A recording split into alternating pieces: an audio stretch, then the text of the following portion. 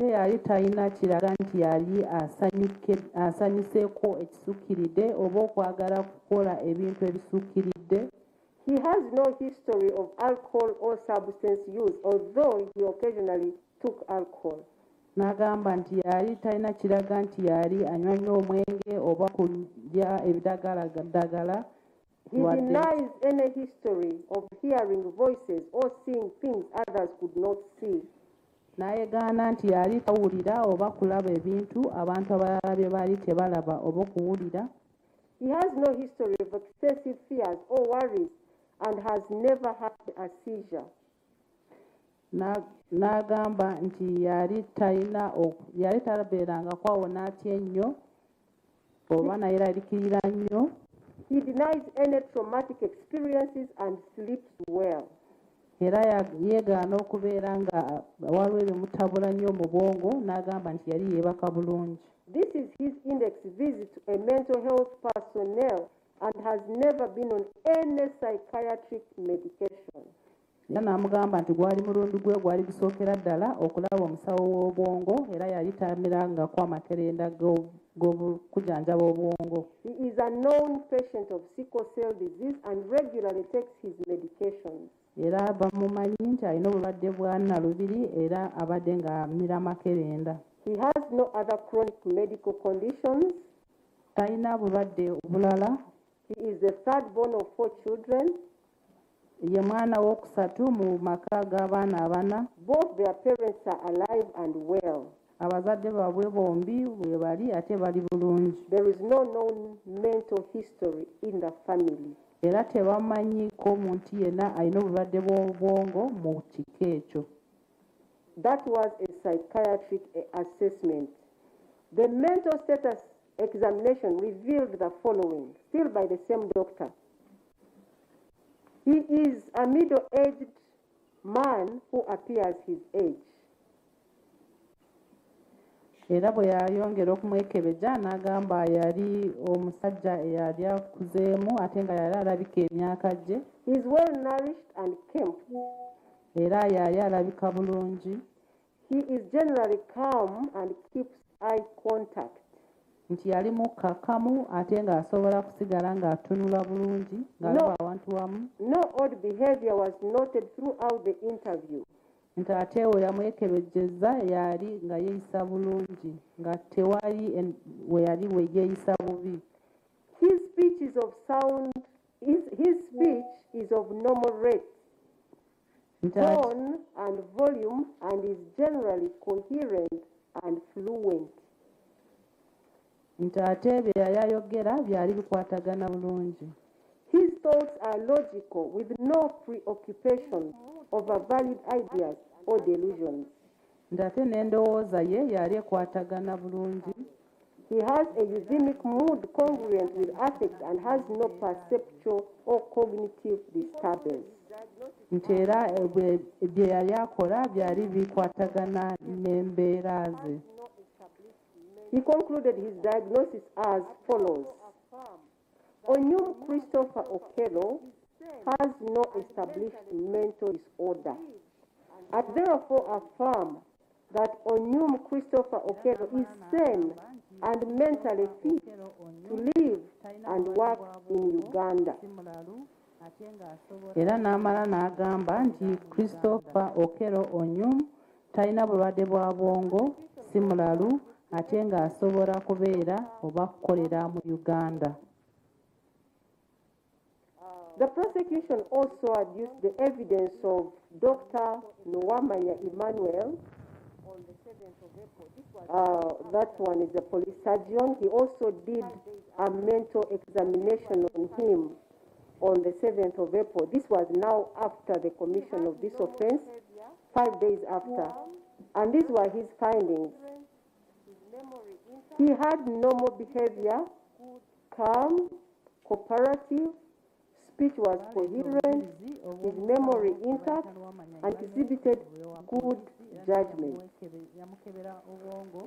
Baleeta obujulizi obw'omusawo gwe bayita Nwamanya Emmanuel wa poliisi era naye yamukebera obwongo ennaku z'omwezi 7 ogwokuna 2026 omusango guno gumaze okubaawo ennaku 5 n'agamba nti yali ategeera bulungi nga mukakamu ng'akwatagana naye bulungi ng'ayogera bulungi ate ng'asobola okumanya ekituufu n'ekitali kituufu.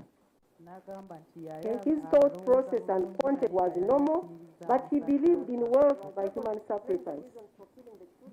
N'agamba nti yali alowooza bulungi naye nga yali akkiririza mu ssaddaaka. He was able to explain the reasons for killing the children as fortune hunting or enrichment. Nti yamugamba nti ensonga lwaki yatta abaana yali ayagala kufuna bya bugagga. He got the idea on recalling childhood folk tales of getting wealth by sacrificing people. Era ekyo yakijja ku ngero ze yawuliranga ng'akyali muto ez'okusaddaaka abantu okufuna ebyobugagga. The accused person in his testimony stated that from January to March 2026, he underwent distress and encountered people who influenced his actions of 2nd April 2026. Omuwawabirwa yagamba nti wakati wa Januari n'ogwokusatu 2026 yali mwenyamuvu olw'ensonga y'abantu be yasinkananga ate ng'agamba be bavunaanyizibwako bye yakola nga 2 ogwokuna 2026. I find this move by the accused person very calculated because he smartly targets a period immediately after his sanity and mental examination done on 30th December at IHK at his own request and instance. N'agamba nti kirabika bino omuwawabirwa yabibala kubanga yalaba ekiseera ng'amaze okugenda okumukebera obwongo mu mwezi gwa December 2025. Now I'm saying that the accused person is smart. He brings the period after the examination, so that we don't know what happened after the 30th of December. Yali mugezi nnyo era n'akibala n'agenda n'akola bino nga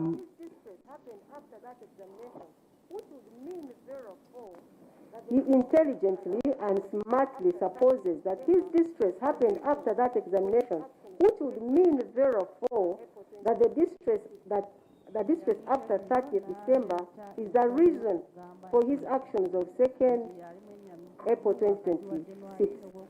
Yali mugezi nnyo n'aleeta ensonga y'okugamba nti yali mwennyamivu wakati wa Januari n'ogwokusatu 2026 nga bamaze okumukebera 3 ogw'Ekumi 2025 n'agamba nti ebyo bye byamuviirako bye yakola nga 2 ogwokuna 2026. He also smartly and intelligently brings this period of his alleged distress to fall before his next psychiatric and mental examination that was done on 7th April 2026 by Dr. Emisango on Police Form 24.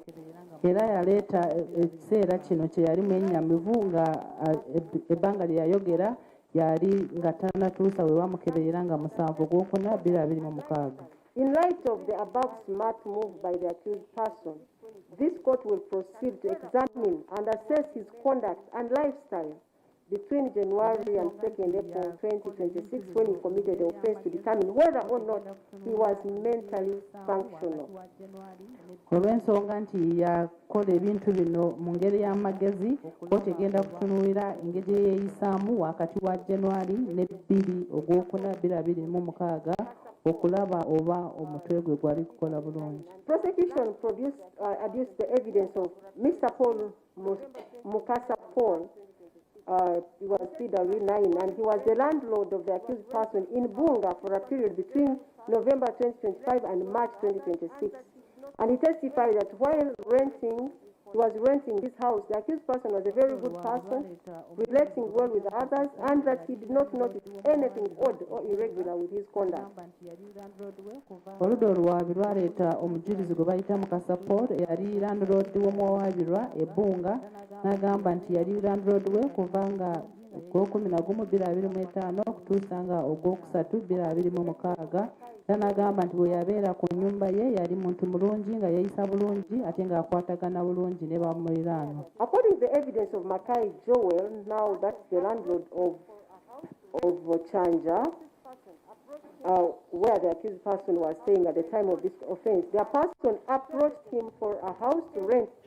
The accused person approached him for a house to rent on 16th March 2026, and he came with a broker. Era waliwo omujulizi Makai Joel ono yali androdwe ekyanja era nga yagendayo ne buloka ewuwe ng'anoonya ennyumba nga 16 ogwokusatu 2026. The accused entered into a transaction with him to rent a house for 4 months. He was informed that the monthly house rent was 400,000, and he was supposed to pay 4 months up front. And the accused was further informed that payment was supposed to be made in the bank. The accused then requested for the bank account details, after which he went and paid in the bank and returned a bank slip to the witness.